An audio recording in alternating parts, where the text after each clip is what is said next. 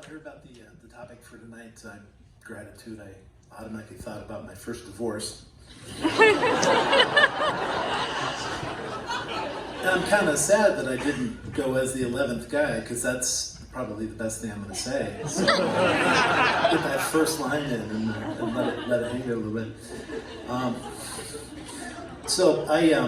What's nice about gratitude for me right away, and I thought about this, was it always seems to accompany some of the worst expectations that you have, and I think we've already heard that today.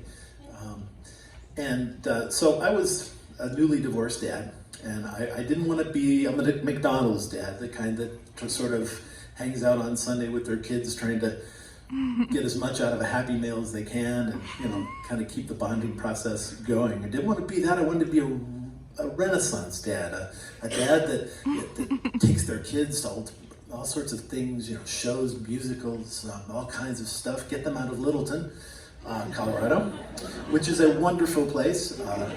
It's green. There are bike trails and big trees, and it's a wonderful place to grow up after you're already grown up and you want to continue to grow up. But for kids, it's probably less diverse than they would like.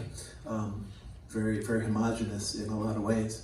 So I take them downtown. I take them all kinds of different places. And I remember once particular gratitude in the way they were treated by other people. We were in line at one of the festivals, in line with a food truck. Of course, I was being Renaissance dad, and we're going to try the interesting kind of food. What do you think? Gyros. Hey, you heard about that? All right, we'll try that.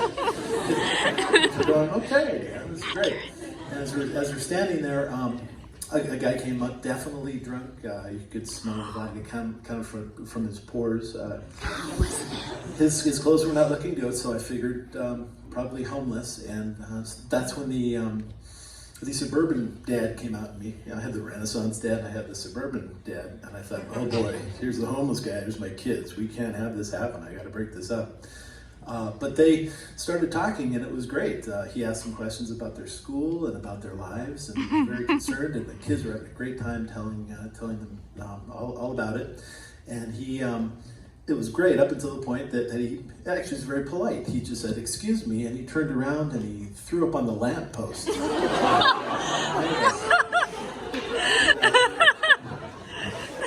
he kind of wandered off, but he was very apologetic. And I have to tell this just right because my daughter's here as a witness. So it's a true story. It's so true. And but the main thing I was thinking about was a guy I worked with whose name was Zach, and we worked at a place that went a lot with Kinko's. I had taken a break from teaching for a little bit and tried something enormously different. And we were coworkers. He was in his mid-20s, and I was in my mid-30s, and it was a chance for me to be, young and have a good time. Go over barbecue with him at his apartment, and say hi to his wife, and all his friends came over, and it was great. But he was a tragic figure. He was a diabetic and an alcoholic, and he took all kinds of pills from the medicine chests of parents everywhere. And he was very gaunt, just not a good color, but he was a wonderful guy. And he, I always think of Leaving Las Vegas, the movie where the guy knows he's got these bad habits, and no one can convince him that he's not heading downwards, but he still, kind of accepts it and makes for the best. But he was great. We had a great time, and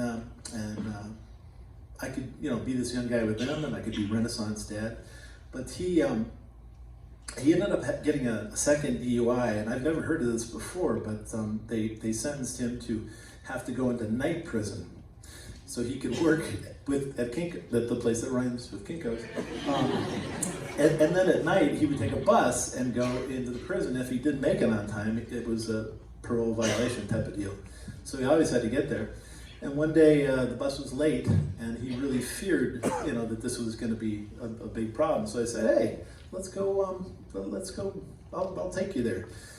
And I'd forgotten that I was going to pick up the kids too at the same time. So here was the situation again, suburban dad, where I had my kids. And I had, this guy who drops the F-bombs everywhere, and he's got bad language, but it's never in a bad way. It's kind of like punctuation.